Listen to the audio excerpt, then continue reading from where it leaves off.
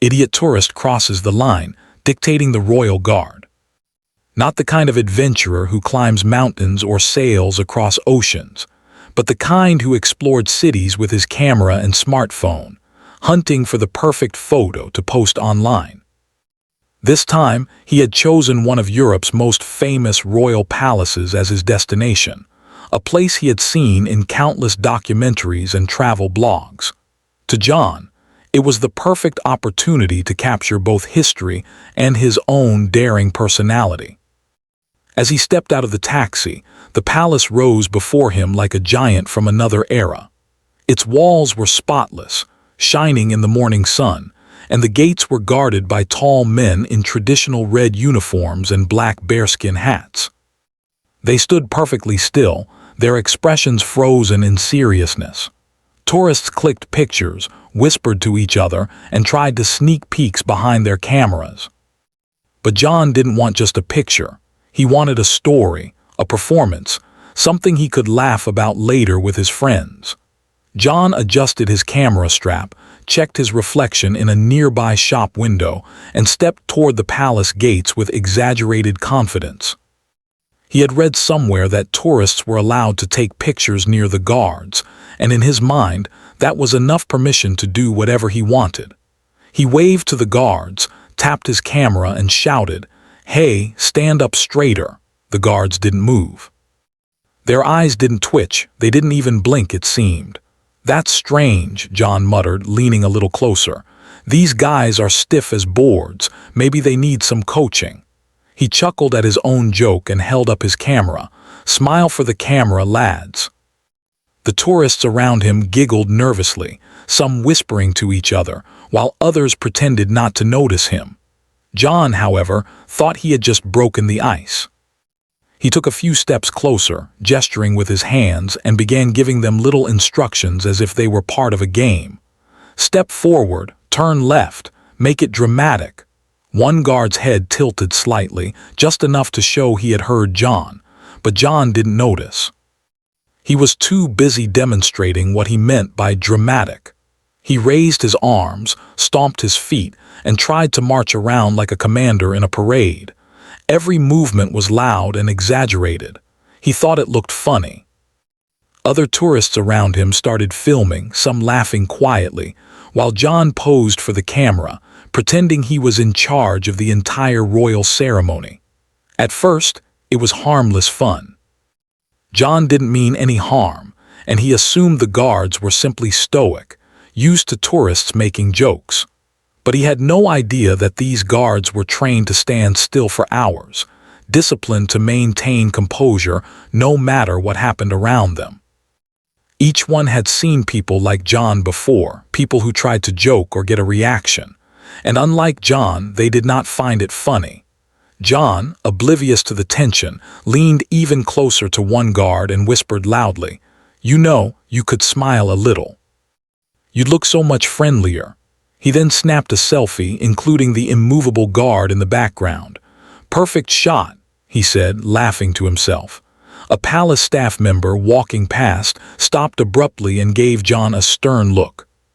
She approached him quietly, trying to avoid alarming the other tourists. "Sir," she said politely, "please keep a safe distance from the guards. They are not to be touched or instructed." John waved her off with a confident grin. "Oh, I'm just joking. Look, I'm a tourist." Everyone's laughing. He gestured at the small crowd around him, hoping to show that he was harmless. The staff member shook her head but didn't press further, knowing some tourists didn't listen until it was too late. Encouraged by the lack of immediate consequence, John became bolder. He started walking along the line of guards, pointing to each one and giving them silly commands he had just invented. "All right, march like a pirate." "Hands in the air, matey."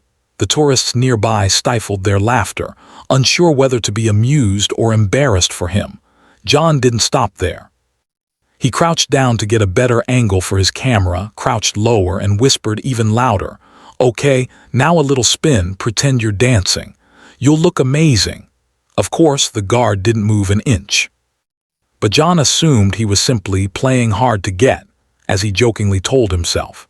Soon, More tourists noticed John's antics. Some whispered to each other, amused at the bizarre scene, while others shook their heads, thinking he had no idea how disrespectful it might look. But John, proud of his performance, decided to take it up a notch. He began mimicking military commands, shouting phrases like left face, right face, about turn, and even made marching noises with his shoes. The guards remained perfectly still, their expressions unchanging. John's camera clicked non-stop. "This is going to get 1,000,000 likes," he said to no one in particular. "I'm basically running the palace now." He laughed at his own joke, completely unaware that someone in the background was recording him with their phone. A small group of school children walked by on a guided tour. Their teacher tried to redirect their attention, whispering that the guards were serious and should be respected. John, noticing the children, waved and said, "Watch closely, kids. I'm teaching the guards how to have fun." He gave a dramatic bow, expecting applause. The children stared at him silently, wide-eyed and confused, while the teacher quickly hustled them along.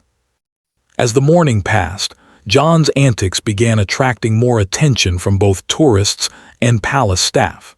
The staff started whispering to each other, concerned that this man might not understand the rules. But John didn't notice.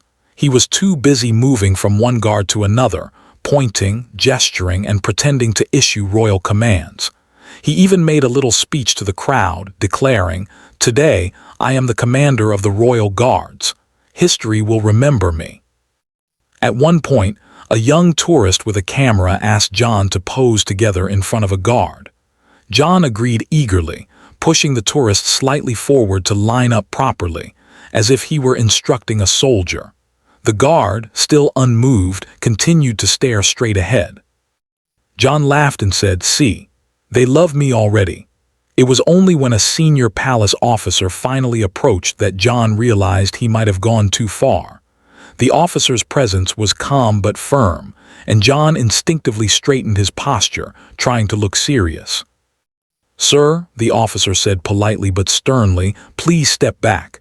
You cannot give instructions to the guards. They are on duty and must not be distracted." John waved it off, still grinning. "I'm just having a bit of fun. Everyone's laughing." "It's harmless." He pointed to the other tourists, hoping their amused faces would make the officer laugh too.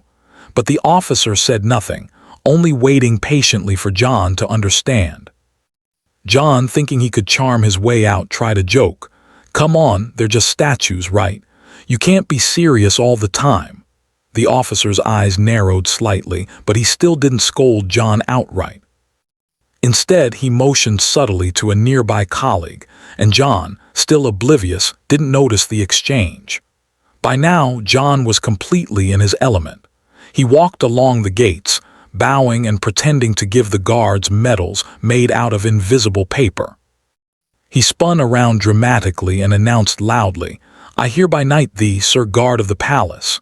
A few tourists clapped politely, unsure whether to laugh or look away. John waved at them, soaking in the attention, convinced he was the hero of the morning. As the crowd around him grew, a few children began mimicking his actions, marching and waving their arms. John encouraged them enthusiastically, pointing to the guards and saying, "Do it exactly like me. They'll be impressed." The guards, of course, remained perfectly still, indifferent to the chaos. By the end of the morning, John had taken hundreds of photos, recorded dozens of videos, and received smiles and confused glances from dozens of tourists. He felt proud, thinking he had made history in his own small way, completely unaware that the palace staff were quietly concerned about how far his behavior might escalate. Finally, as the morning sun climbed higher, John paused to catch his breath. He leaned on the railing, looked at the guards, and laughed softly to himself. "I could do this all day," he said. "They're practically my audience now." He didn't notice the small group of officers gathering quietly in the background, planning to intervene before his performance crossed the line. At that moment, John felt completely untouchable. the master of ceremonies in his own tourist adventure. He had no idea that his harmless fun was only the beginning of a story that would make him famous and infamous for the rest of his friends and online followers.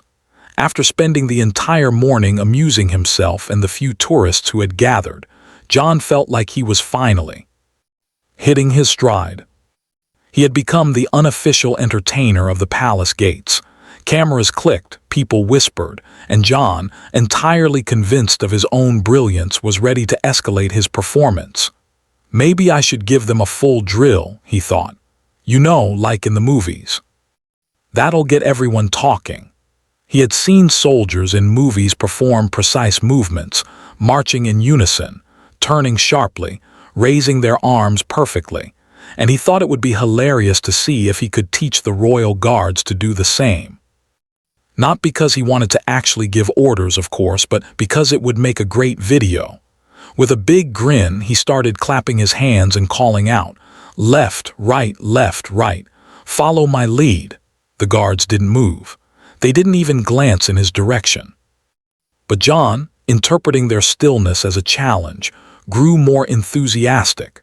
He marched up and down in front of them, exaggerating every step, raising his knees high and swinging his arms like he was conducting a parade. Tourists around him laughed, some recorded videos on their phones, and John felt like he had an audience of thousands. Come on, guys, you can do it, just a little spin, he shouted. He waved his arms dramatically, pointing to one guard as if he were selecting him for a special performance. You first, spin around, show me your style. A palace officer walking by noticed the commotion and approached John. She spoke in a calm, firm voice, Sir, please step back. You are distracting the guards. They are on duty and must not be interrupted. John waved her off, smiling as if she were joining the fun. Oh, don't worry, I'm just playing around. Everyone's having fun, see? He gestured to the crowd of tourists who were now laughing openly. Look, they love it. The officer didn't respond and simply walked away, shaking her head. She knew some tourists couldn't grasp the seriousness of the situation until they saw it firsthand. John, of course, misread her departure as approval. Feeling emboldened, John decided to create his own training routine. He imagined he was a commander and the guards were his troops. He shouted a series of imaginary commands. Attention, forward march, quick step.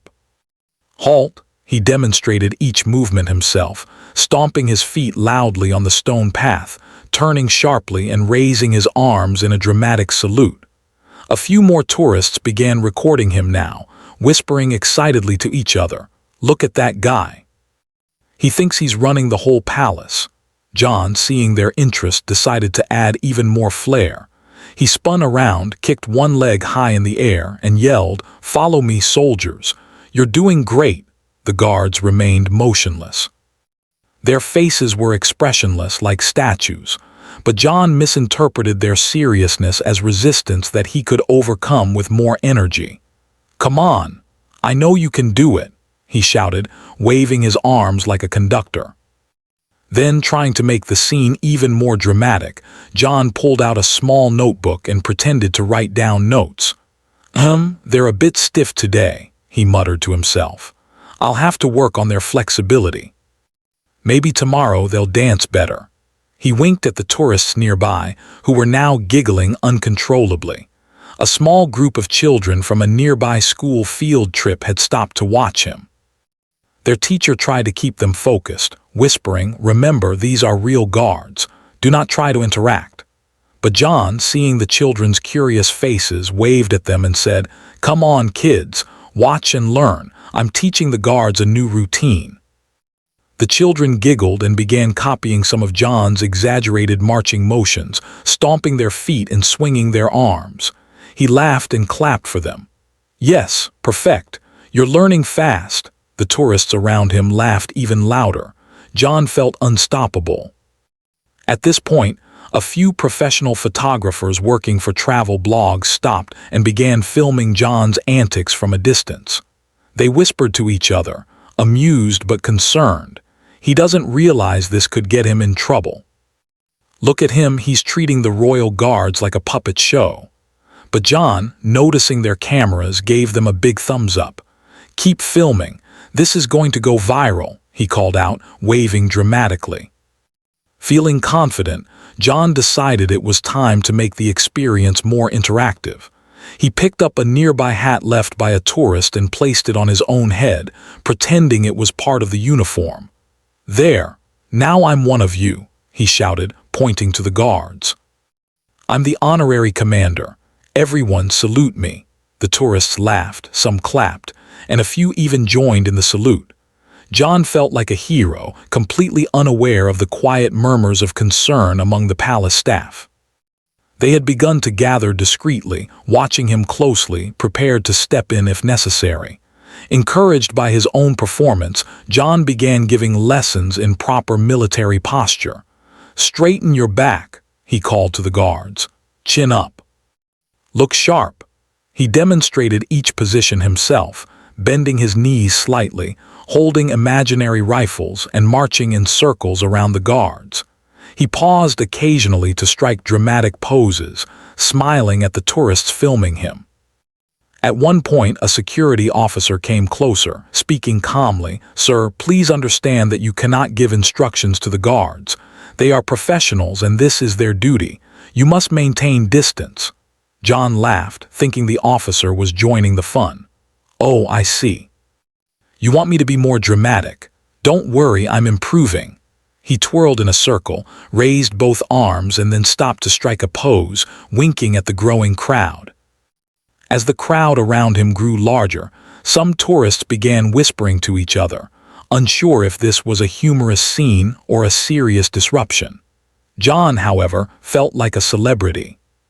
He began improvising imaginary medals and awards, knighting guards and imaginary soldiers around him. "I hereby award you the Medal of Stiffness," he said, laughing at his own joke. "You've been excellent all morning." A few children began mimicking his gestures again, raising their arms and marching. John cheered them on. "Yes, that's it, perfect form, keep it up." He clapped loudly, spinning around dramatically and pointing to the guards as if they were part of his performance. By now, palace staff were whispering urgently into their radios, trying to decide how to handle John before the situation escalated further. They knew that tourists sometimes didn't understand local customs, and John was pushing every boundary. Still, John remained completely unaware of the growing concern. Feeling bold, he decided to add dialogue to his performance. He shouted, "Onward, brave soldiers!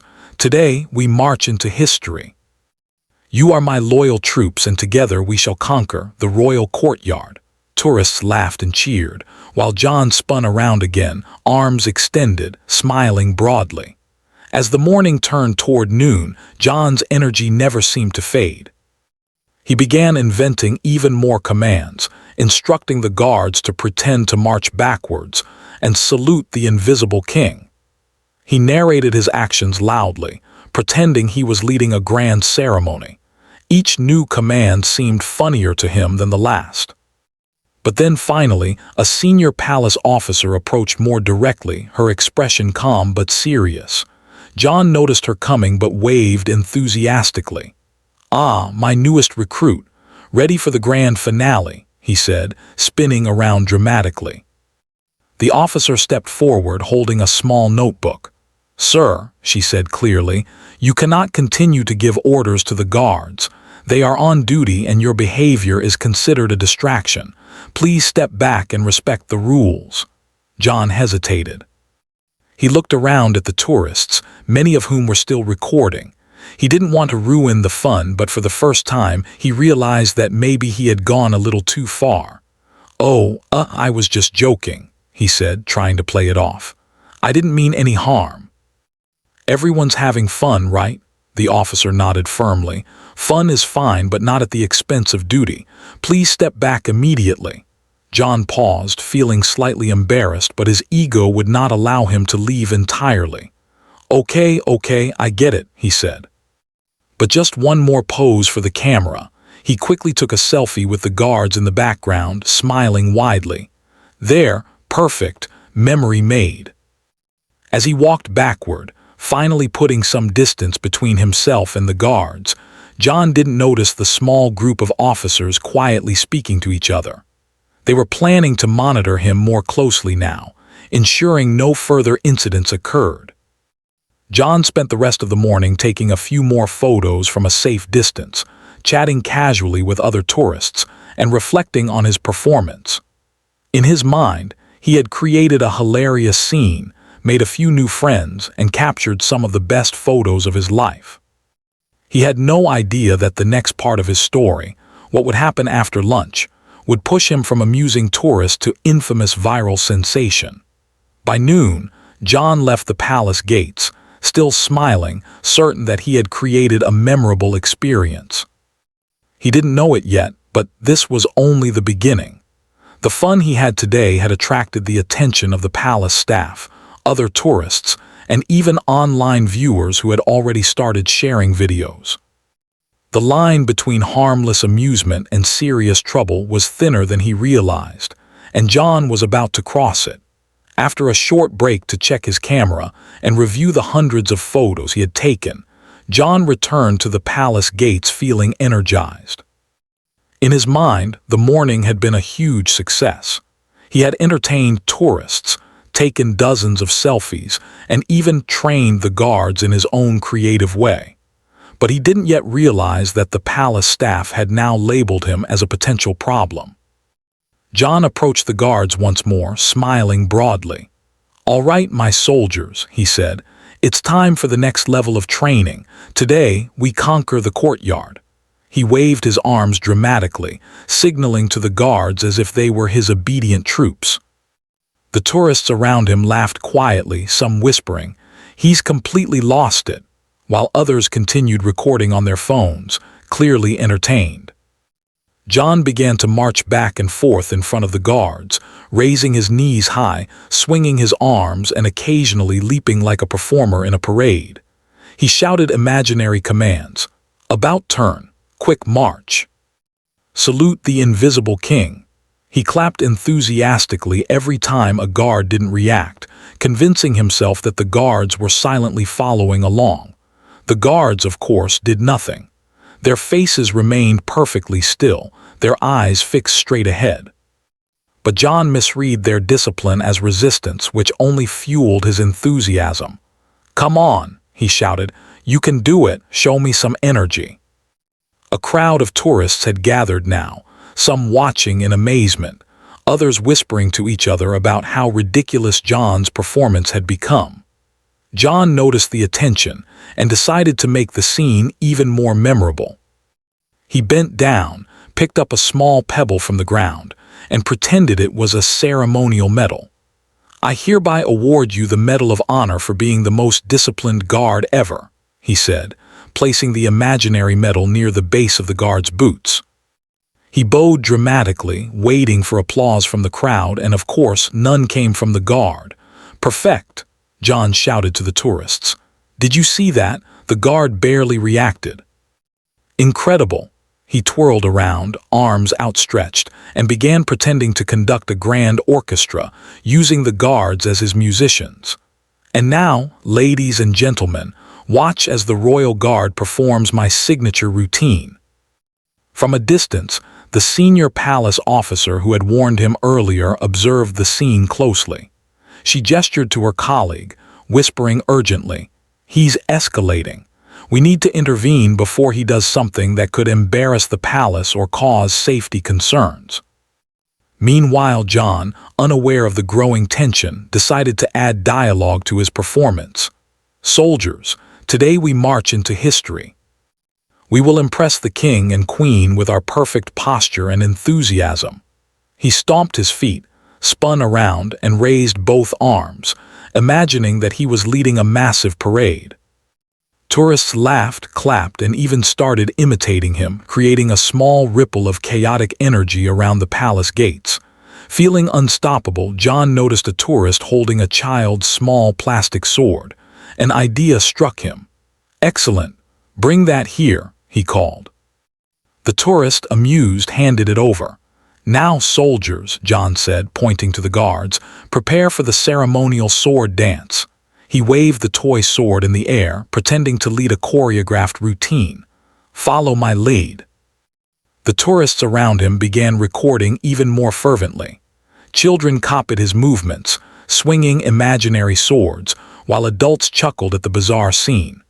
John, thrilled by the attention, didn't notice the two palace officers approaching him quietly from behind. "Sir," one of them said firmly, "please step away. You are now disturbing the guards and the ceremony. You must follow our instructions immediately." John turned quickly, smiling. "Ah, you're joining the performance. Excellent. Let's all march together." He lifted his arms and took a dramatic bow. "See, we're having fun. Everyone's enjoying this." The officer's patience began to wear thin. "Sir, this is not a game. Step back immediately or we will have to take further action." John laughed nervously. "Oh, don't worry, I'm just having fun. Look, everyone's filming. This is entertainment, not trouble." He gestured toward the tourists, many of whom were now whispering and pointing at him with amusement. However, John's insistence on continuing began to draw more serious attention. A small group of tourists had noticed the officer's stern expressions and started whispering nervously. "Is he going to get in trouble?" one woman asked.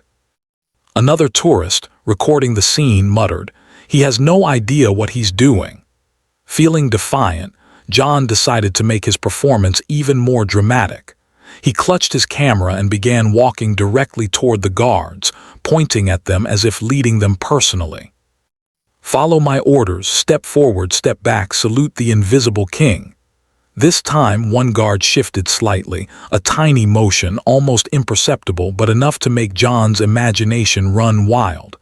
"Yes," he shouted. "You hear that? They're responding. My training is working." He raised his arms in triumph, spinning around like a dancer in a grand finale. But the small motion had actually caught the attention of more palace staff.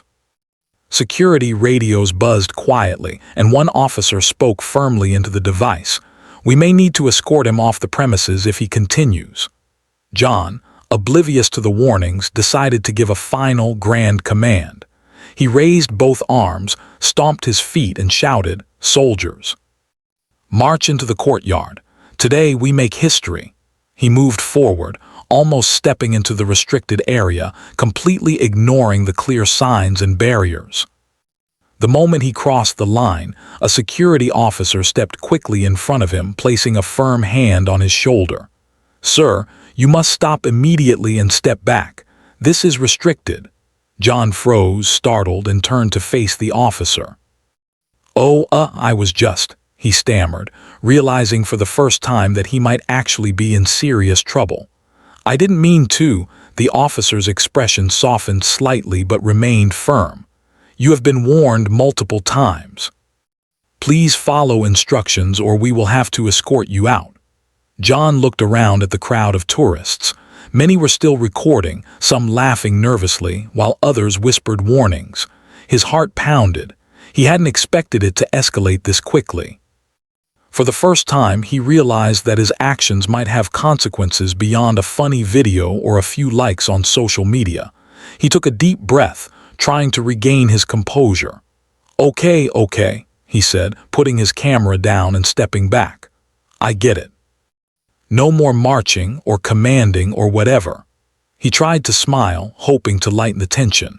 The officer nodded, motioning for him to step further back. "Thank you for cooperating. Please stay behind the barrier and observe respectfully." John, still a little shaken, moved behind the line. He watched as the guards continued their duty, completely unaffected by the chaos he had created. For a moment, he felt embarrassed but also oddly proud. He had caused a scene, been the center of attention, and yet the guards had not even flinched. He noticed that some tourists were whispering about how brave or reckless he had been. One woman laughed nervously, saying, "He's lucky they didn't arrest him." John chuckled, though the color in his cheeks betrayed his nervousness. "Yeah, lucky," he muttered to himself. As he tried to regain his composure, the officer spoke to him again. this time in a slightly gentler tone. "Sir, we understand that tourists are excited, but you must always respect the rules and the guards' duty. Their role is important and they cannot be treated as props for entertainment." John nodded, finally taking in the seriousness of her words. I understand. I really didn't mean any harm," he said sincerely. The officer gave a small nod and then walked away, signaling to her colleagues to continue monitoring the area. John watched her leave, feeling a mix of relief and embarrassment. He realized that what he had thought was harmless fun could have easily escalated into a much bigger problem. He sat down on a nearby bench, his camera resting beside him. He watched the guards, who remained completely still, their expressions unchanged. John finally understood why they were so respected. They had discipline, focus, and composure, qualities he had ignored in his excitement. As he reflected on the morning's events, John began to feel a twinge of humility. He realized that his desire to be funny and entertaining had clouded his judgment. He had crossed a line, not just physically but socially and culturally. Even though he had not been punished, he felt the weight of the lesson. The palace staff had been patient, but he knew that next time, his antics might not be tolerated. He promised himself silently that he would be more careful, more respectful, and more aware of his surroundings in the future. As he reviewed the photos he had taken, John couldn't help but smile at the absurdity of it all. He had created a memorable experience, yes, but it had come with a lesson he would not soon forget. From now on, he told himself, fun and respect must go hand in hand. Little did he know, however, that the story of his antics was already spreading among the tourists, some of whom had uploaded videos online. By the time he left the palace gates that afternoon, John's performance had become a minor sensation, a mix of admiration, amusement, and gentle scolding from viewers around the world. The morning that had begun as a playful adventure had transformed into a real lesson in humility, discipline, and the importance of respecting boundaries. John had entertained the crowd, captured unforgettable photos, and, most importantly, learned that even the most harmless actions could have unexpected consequences. After his embarrassing morning at the palace gates, John wandered slowly toward a small cafe just outside the royal grounds. His camera, which had been his constant companion, now felt heavier in his hands. He tried to scroll through the photos he had taken, but each one reminded him of the chaos he had created. The smiling tourists, the exaggerated poses, the guards who had remained perfectly still, it all felt different now. Somehow, seeing the images again made him realize just how out of control he had been. He ordered a cup of coffee, sat at a table by the window, and tried to reflect on the events. At first, he told himself it wasn't so bad. I mean, he thought, it was funny, people laughed, I got a million great pictures. No harm done.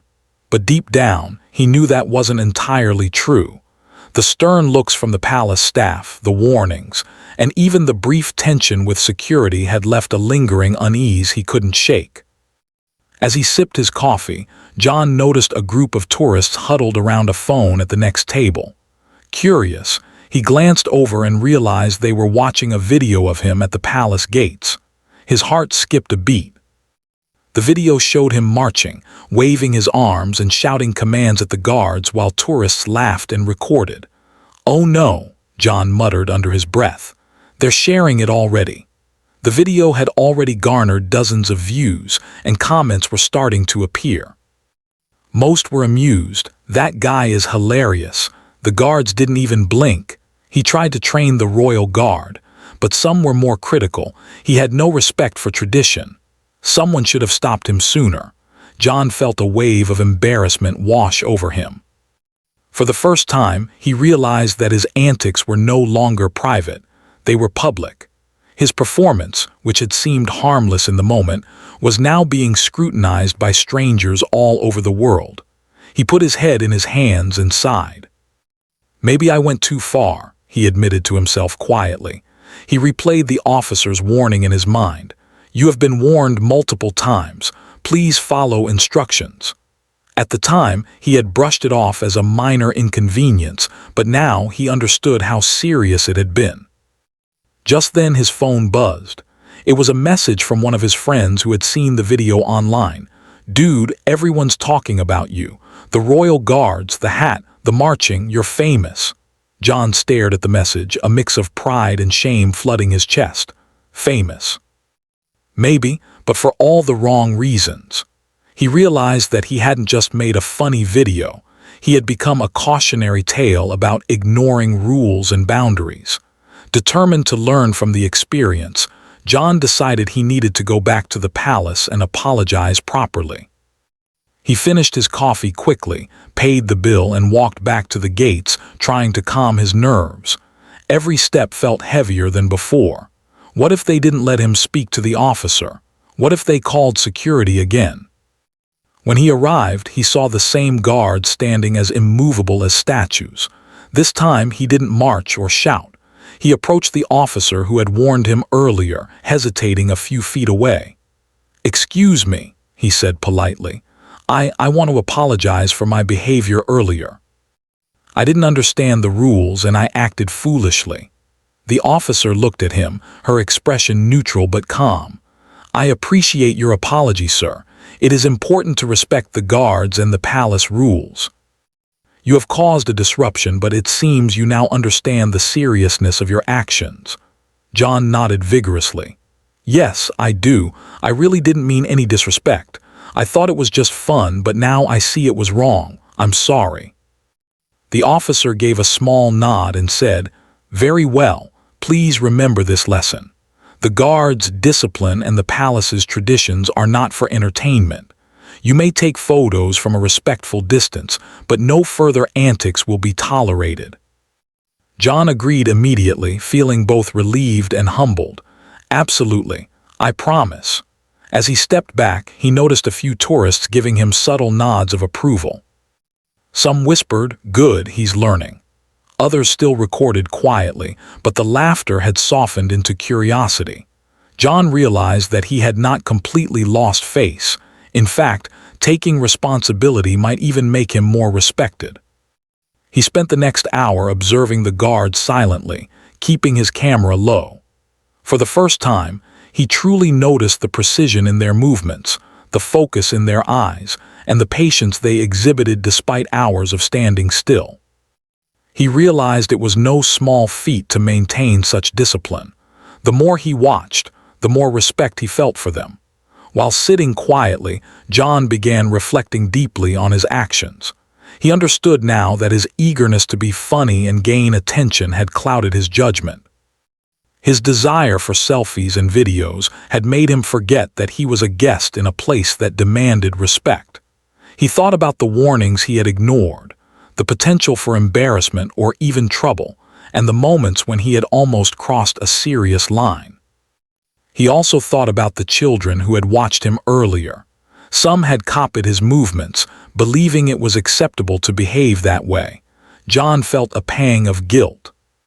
He realized that as a tourist, he had a responsibility to set an example, especially in a place of tradition and importance.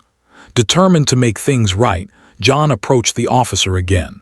"I know this may seem small," he said, "but I'd like to offer a public apology. I don't want anyone else to think it's okay to disrespect the guards." The officer considered him for a moment, then nodded. "That is wise. Acknowledge your mistake, and others will see the importance of respecting rules."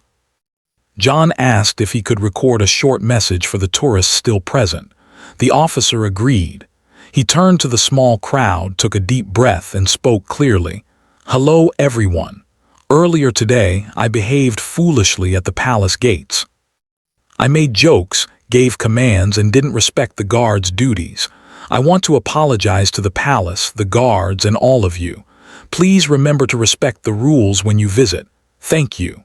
The crowd responded with polite claps and a few smiles. John felt a sense of relief wash over him.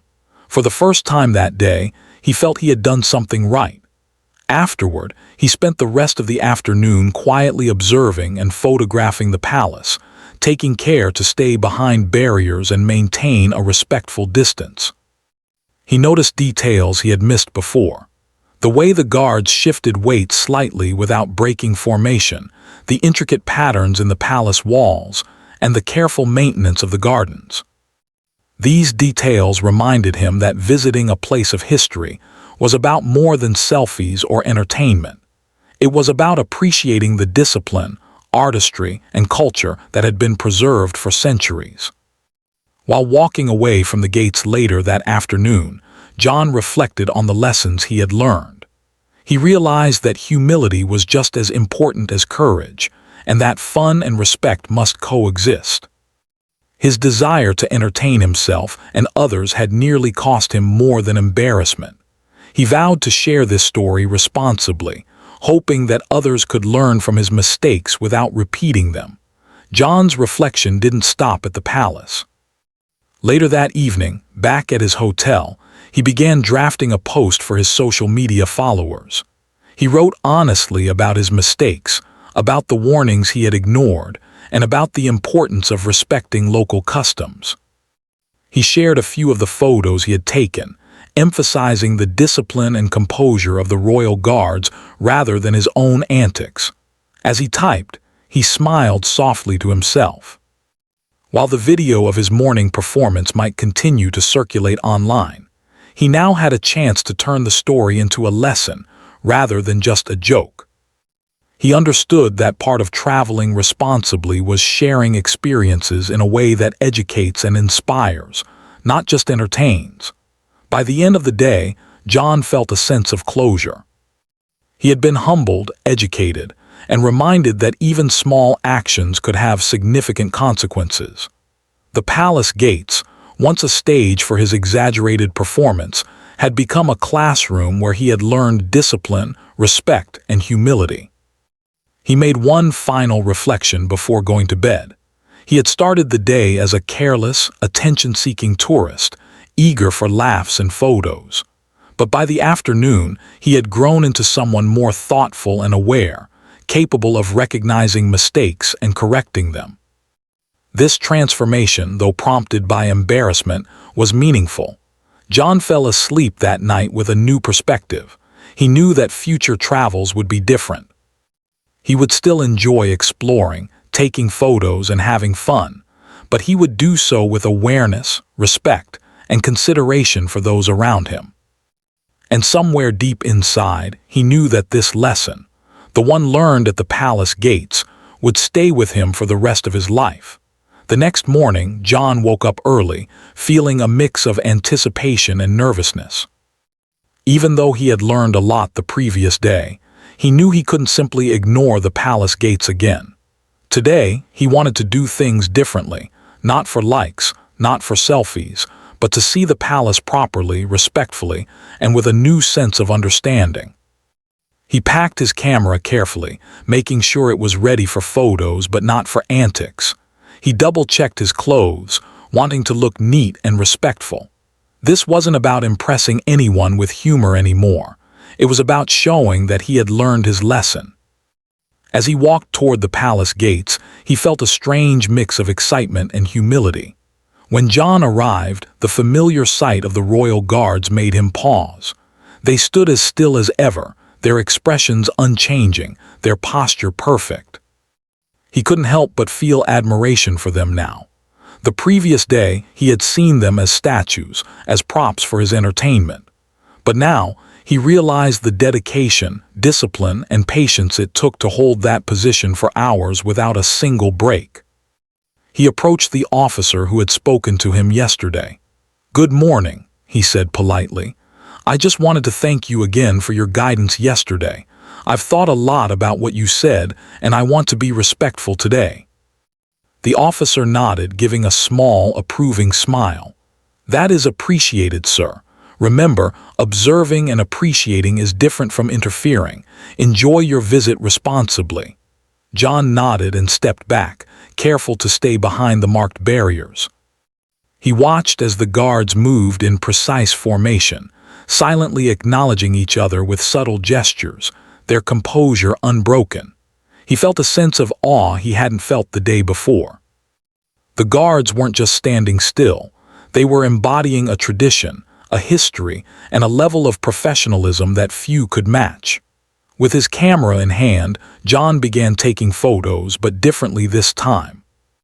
Instead of staging himself in front of the guards, he focused on the details. The shine on the buttons of their uniforms, the way sunlight hit the palace walls, the shadows cast by the tall, disciplined figures. Each photo felt meaningful, a way to honor the moment rather than steal attention from it. As he moved along the palace grounds, John noticed small details he had completely missed the day before. The intricate carvings on the gates, the polished stones underfoot, the careful arrangement of flowers in the gardens, all of it spoke of care, tradition, and respect. He realized that in his rush to create a spectacle, he had overlooked the beauty and significance of the place itself. He paused near one of the guards and watched silently. The soldier didn't move, but John didn't expect him to. He simply observed, taking in the discipline and composure with quiet admiration.